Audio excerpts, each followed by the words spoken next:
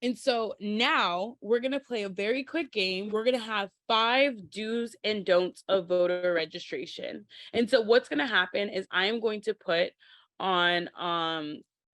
to put on the screen a scenario. And in that scenario, you guys are going to say in the chat if this scenario is a do or a don't. Okay.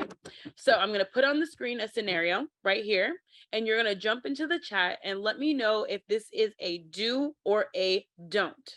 Okay. So, Jennifer's in first. All right. Do we or do we not always treat people equally if they are interested in registering to vote? Nancy says do. Emily says do. Tyrell says do. Betty says do. Pennsylvania Interface says do. And Duncan says do. Absolutely. We are trying to help everyone register themselves to vote. So we always want to make sure people feel like we are coming to them equally. It doesn't matter if we don't like the color of their shirt or their, or we don't like people with dimples. But today, if someone with dimples comes up to us and really wants to make sure that they're registered to vote, we are to be resources to them and to help them in their process to register to vote.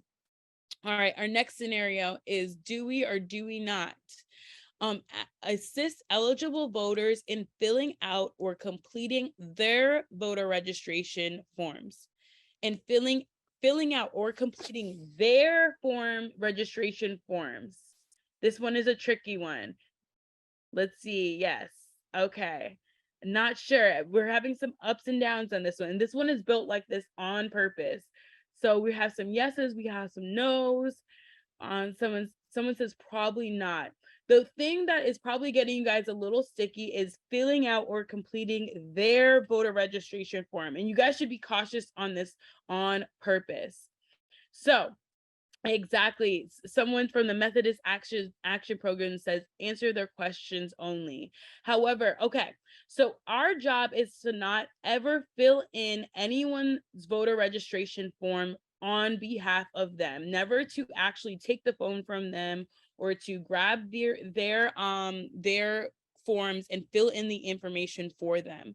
Our job is to assist them by bringing voter registration to them in these easily and accessible ways, but to never actually fill in that information for them. Should you help them by increasing the font size on the voter registration portal? Should you help them by answering a question for them? Or if they're like, what does this mean? You can answer a question for them. But our job is to never actually insert that information on their behalf.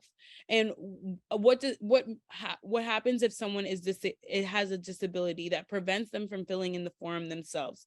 A great question. So the portal that we use is in partnership with vote.org, and it should be sensitive for people that are using a screen reader because they may be blind. So that's one thing that's great.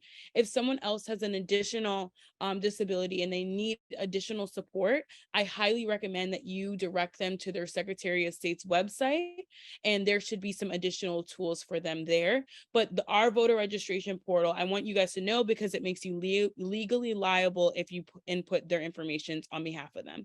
And I don't want you guys to be in that position. All right. Do we or do we not send people to their Secretary of State's website? Jennifer says do. Emily says do. We have a yes by Leslie, and a Tom Slater says yes. We have another Emily. We have a Dan that says do and do. This is a do. Even better, if they want to call or talk to someone or text someone, we have the election protection hotline, which is 1-866-OUR-VOTE. And this election protection hotline is going to direct them to a trained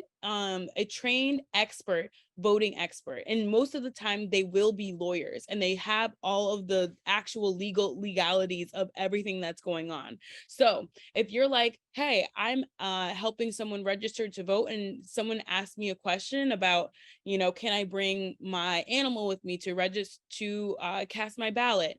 It's a question that you don't have to know the answer to. You can direct them to their Secretary of State's website, or you guys can just pick up the phone and call 1-866-OUR-VOTE. If someone has a question that you don't know the answer to, no worries. Don't even fret. Here are some resources that you can have available to you as well. And here is our last one. All right, guys. Do we offer free food or free items in exchange for asking people to register to vote? Tyrell says don't. Dan says no with an exclamation points. Adam says no, no, no, no. Gail says no. Michigan says nope, nope. I got it.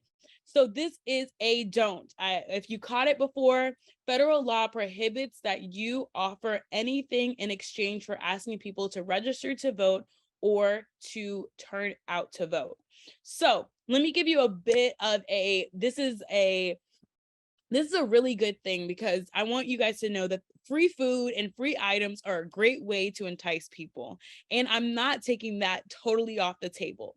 What I'm saying is that if you are having a pizza party for everyone and you're doing it and it's a voting, get registered to vote pizza party, that someone should be able to get that free slice of pizza if they want to register to vote or are registered to vote, or if they are not registered to vote. So you should, if someone is like, can I have that slice of pizza? And you say, no, not unless you register yourselves to vote.